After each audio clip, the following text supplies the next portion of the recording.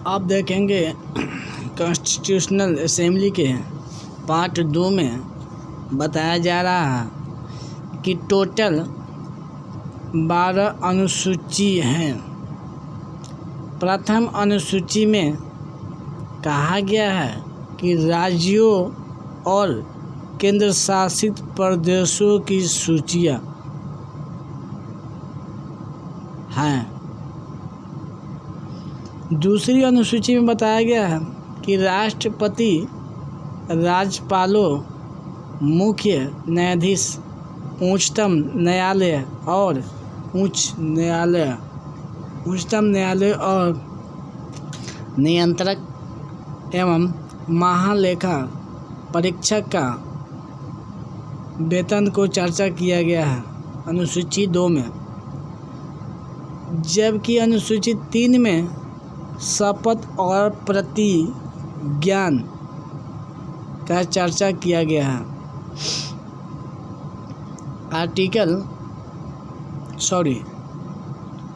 चौथी अनुसूची में कहा गया है कि राज्यसभा में भारत के लिए प्रत्येक राज्य के लिए सीटें आवंटित है।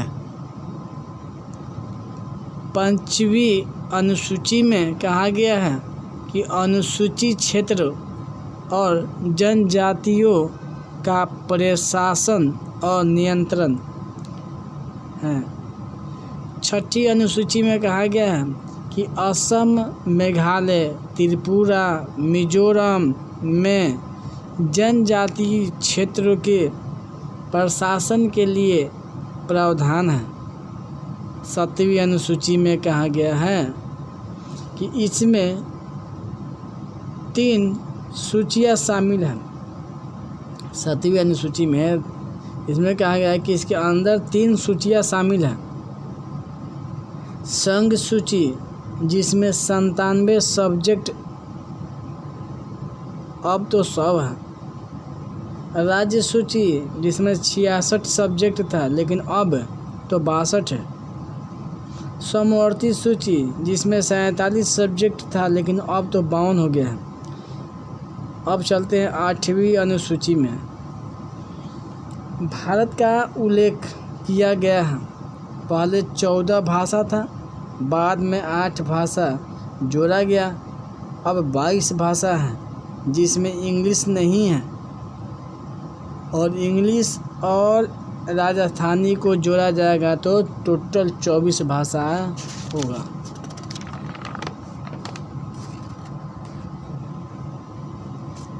नवीं अनुसूची में कहा गया है कि भूमि अधिनियम, भूमि कर, रेलवे और उद्योगों से संबंधित कार्य और आदेश शामिल हैं।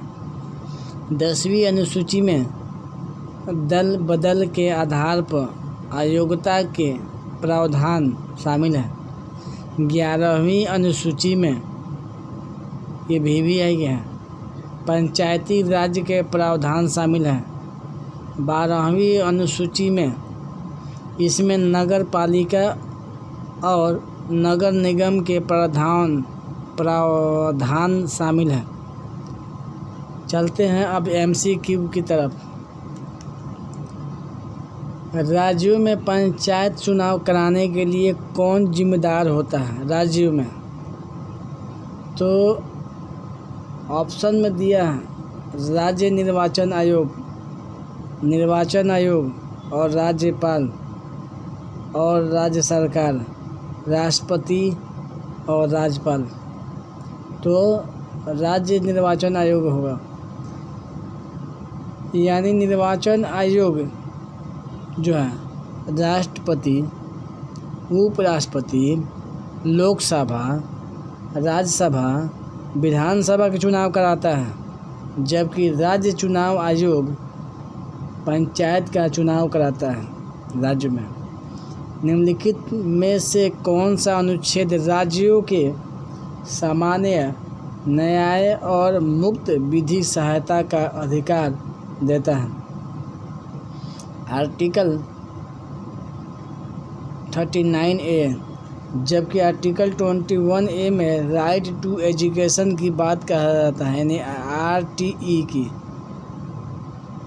संबंधित है। कोई व्यक्ति बिना चुनाव जीते कितने दिन तक मंत्री रह सकता है? मैक्सिमम 6 माह तक। 2 सेशन का गैप 6 माह होता है। किस समिति के सिफारिश पर राज्य के नीति निर्देशक सिद्धांत को संविधान में शामिल किया गया?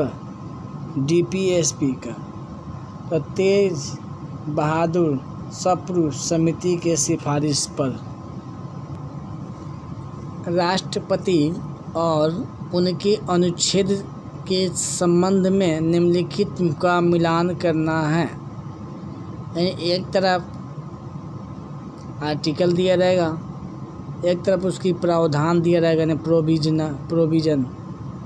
आर्टिकल 66 में कहता है कि उपराष्ट्रपति का चुनाव होगा 66 में, जबकि 54 में कहा था कि राष्ट्रपति का चुनाव होगा। उपराष्ट्रपति को कहता है 66 में। आर्टिकल 62 में कहता है कि राष्ट्रपति द्वारा शपथ की प्रावधान है, और आर्टिकल 69 में उपराष्ट्रपति द्वारा शपथ की प्रावधान है।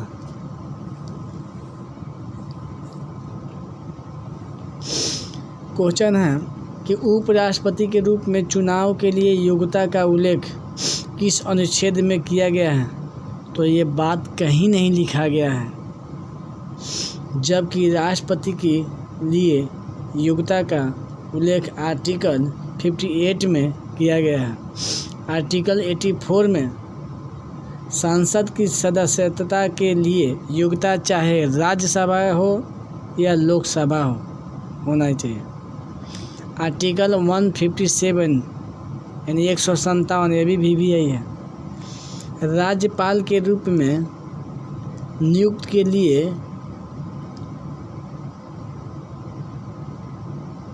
योग्यता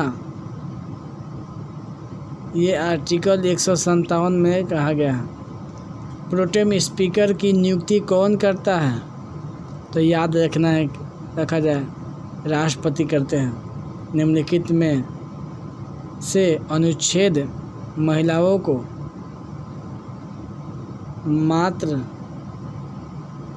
मातृत्व लाभ प्रदान करता है?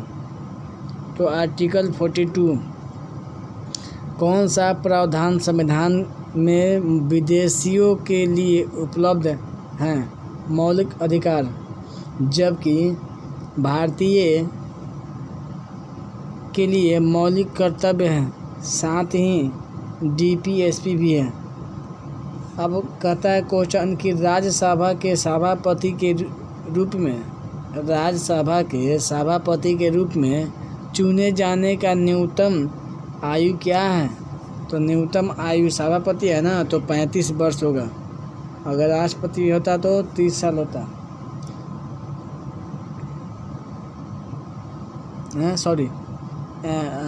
35 साल होता। सभापति है, राष्ट्रपति का ही कर रहा ना, क्योंकि राज्यसभा के सभापति उपराष्ट्रपति होते हैं। यदि राज्यसभा के सदस्य होता तो 30 साल होता। निम्नलिखित में से कौन संघ सूची से संबंधित है? तो जनगणना जो है संघ सूची से संबंधित है।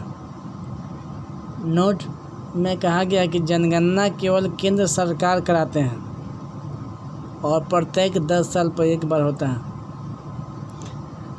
राज्यों के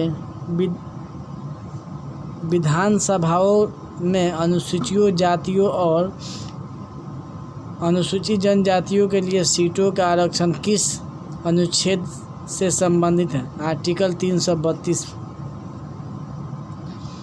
क्वेश्चन है कि हाल ही में PMC बैंक खतरे में रहा है।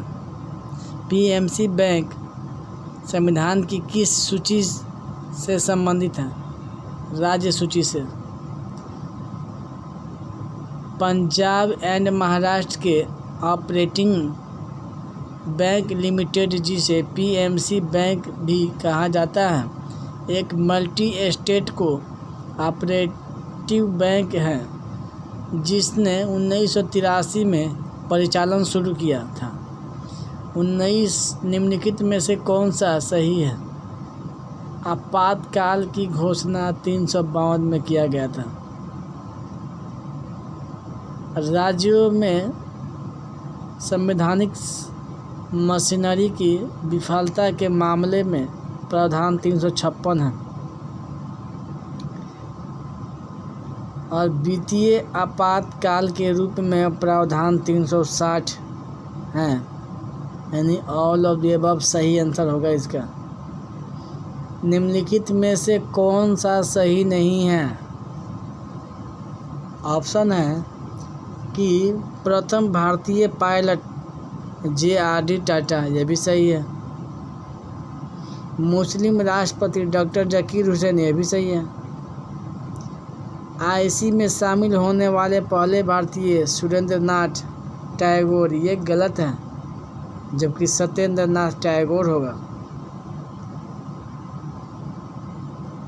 अंतरिक्ष में पहले भारतीय कौन गया था? तो राकेश शर्मा गया था। आज की ज्ञान भारत के प्रथम के बारे में। एक दिवसीय अंतर्राष्ट्रीय क्रिकेटर मैच में दोहरा शतक बनाने वाले पहले बल्लेबाज सचिन तेंदुलकर थे। प्रथम व्यक्ति जिसने भारत में प्रिंटिंग प्रेस की शुरुआत की तो जेम्स हिकी ने। ICS में शामिल होने वाले पहले भारतीय सत्येंद्र नाथ टैगोर थे और पहले प्रधानमंत्री जिन्होंने पूर्ण कार्यकाल पूरा किया बिना इस्तीफा दे दिए।